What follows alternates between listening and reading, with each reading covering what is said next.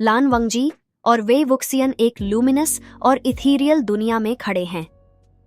हर तरफ से एक हल्की सी रोशनी आ रही है, लेकिन इस रोशनी के बीच में एक घानेरे अंधेरे का एक शैडोवी फिगर उनका इंतजार कर रहा है। शैडोवी फिगर धीरे धीरे अपने पूरे रूप में दिखाई देता है, एक देवलाइक मूर्ति जो ग्रीफ और वेंजेंस का प्रतीक है। मैडम हुआ की आवाज हॉल में गूंजती है, ये है मेरा श्राप, मेरा दुख और मेरा गुस्सा।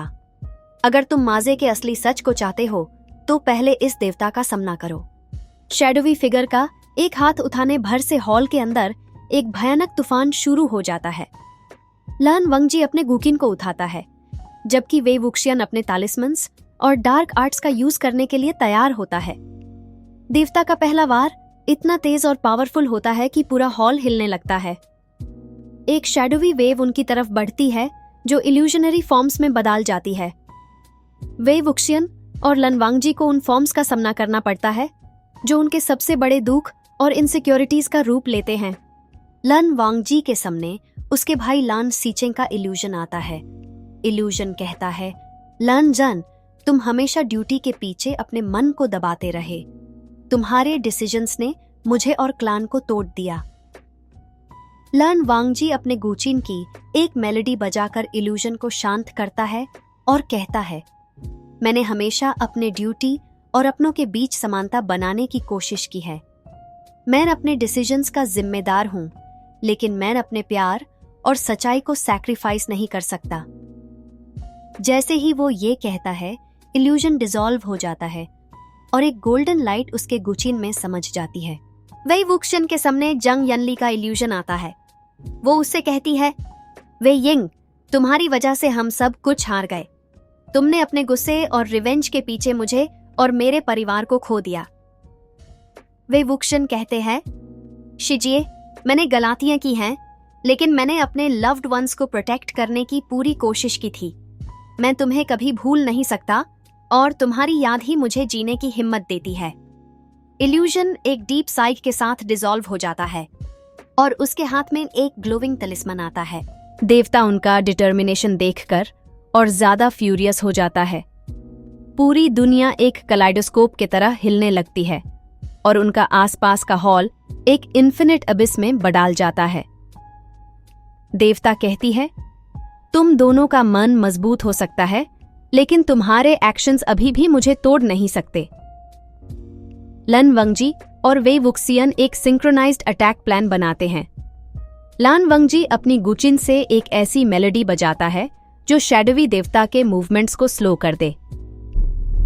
वे वुक्सियन अपने टैलिस्मन्स और डार्क एनर्जी का यूज करके एक ट्रैप बनाता है।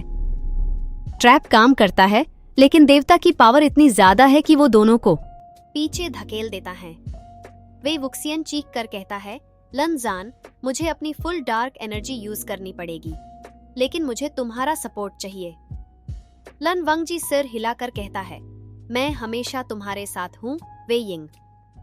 वे वुक्सियन अपने सबसे पावरफुल डार्क एनर्जी टेक्निक्स का यूज करता है। उसकी आईज रेड हो जाती हैं और उसके आसपास की एनर्जी एक व्हर्लविंड के रूप में घूमने लगती है। लन वंगजी अपनी गुचिन की मेलोडी को और ज्यादा स्ट्रॉन्ग बनाता है ताकि दोनों एनर्जीज का बैलेंस बनाया जा सके। दोनों की एनर्जीज एक साथ देवता के अगेंस्ट जाती हैं और एक डेफनिंग एक्सप्लोजन होता है।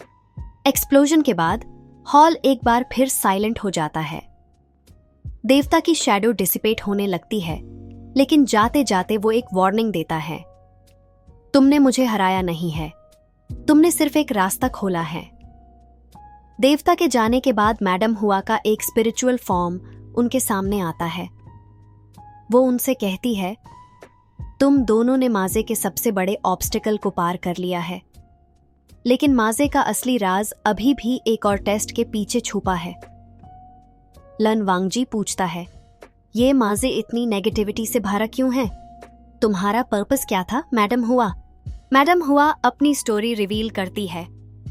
वो कहती है कि माजे का पर्पस लोगों को उनके मन की इनसिक्योरिटीज और ग्रीफ का सामना करने के लिए तैयार करना था, लेकिन मैडम हुआ के अपने इमोशंस ने माजे को एक कर्स्ड जगह में बदल दिया।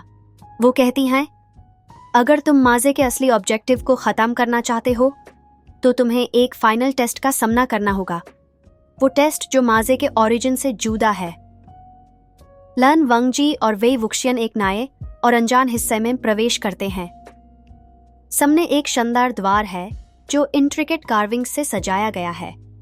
हर कार्विंग माजे के अलग अलग फेजेस और मैडम हुआ के जीवन के टुकड़ों का चित्रण करती है। मैडम हुआ का एक स्पेक्ट्रल फॉर्म उनके सामने आता है। वो धीरे से कहती हैं, ये द्वार मजे का अंतिम मोड़ है। इसके पार तुम्हें वो मिल जाएगा जो तुम दोनों तलाश रहे हो।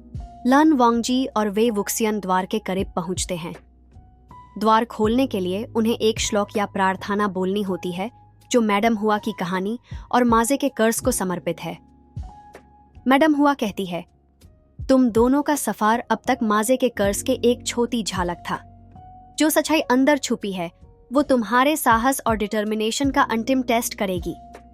द्वार खुलते ही दोनों एक कलाइडोस्कोपिक दुनिया में प्रवेश करते हैं जो अलग अलग इल्यूजन्स का संग्रह है। हर इल्यूजन उनका मन और दिमाग टेस्ट करता है। वेई वुक्सियन एक बर्न फील्ड में खड़ा होता है जहां सिर्फ लाशें और उनके रूप से छुपे हुए श्राप हैं। एक फैमिलियर आवाज उसके कान में गूंजती है, जांग चेंग की आवाज जो कहती है, तुम्हारी वजह से मैंने सब कुछ खोया, तुम मेरे दुख के जिम्मेदार हो, वेई यिंग। वेई वुक्सियन उन लाशों और जांग चेंग के एक्यूजेशंस का सामना करता है। अपनी डार्क आर्ट्स और तालिस्मन्स का इस्तेमाल करते हुए वो इल्यूजन को तोड़ता है और कहता है, मैंने जो किया अपनों के लिए किया।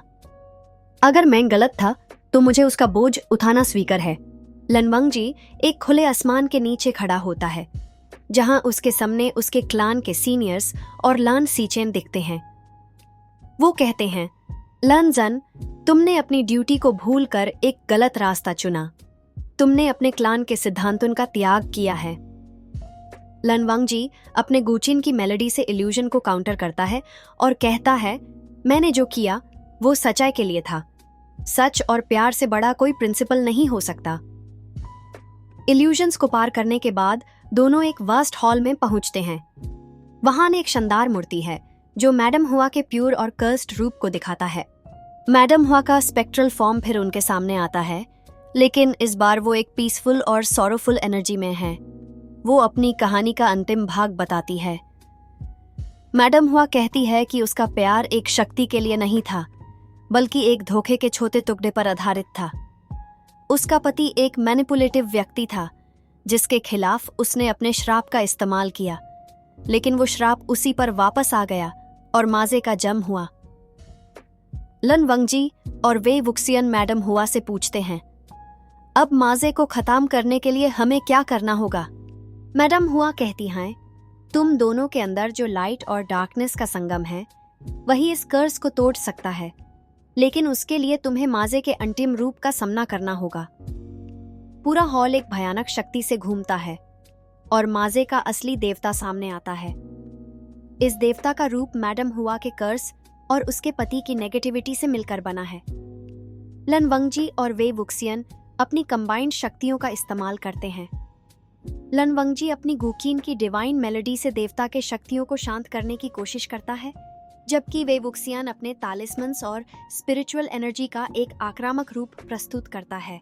ये फाइट मेज के अंदर एक भयानक स्टॉर्म और डिस्ट्रक्शन क्रिएट करती है, लेकिन दोनों अपने डिटर्मिनेशन और एक दूसरे के ऊपर भरोसे के साथ लड़ते हैं। देवता के खत्मा होते ही पूरा माजे हिलने लगता है। मैडम हुआ का फॉर्म डिसॉल्व होने लगता है, लेकिन वो दोनों को एक अंतिम शब्द कहती है, तुम दोनों ने मुझे और माजे को आजाद किया है। अब ये कर्ज हमेशा के लिए खत्म हो जाएगा। माजे का कोलैप्स होता है और दोनों एक नए शंट और सीरीन एनवायरनमेंट में पहुंचते हैं जो माजे का प्यूरिफाइड फॉर्म है। वहां उन्हें एक डिवाइन टलिस्मन मिलता है जो मैडम हुआ के कर्ज के खत्म होने का प्रतीक है। To be continued. अगले पार्ट में लान वांगजी और वेई वुक्सियन माजे के बाद के परिणामों का सामना करेंगे और मैडम हुआ की कहानी के अंतिम चैप्टर को समझने की कोशिश करेंगे।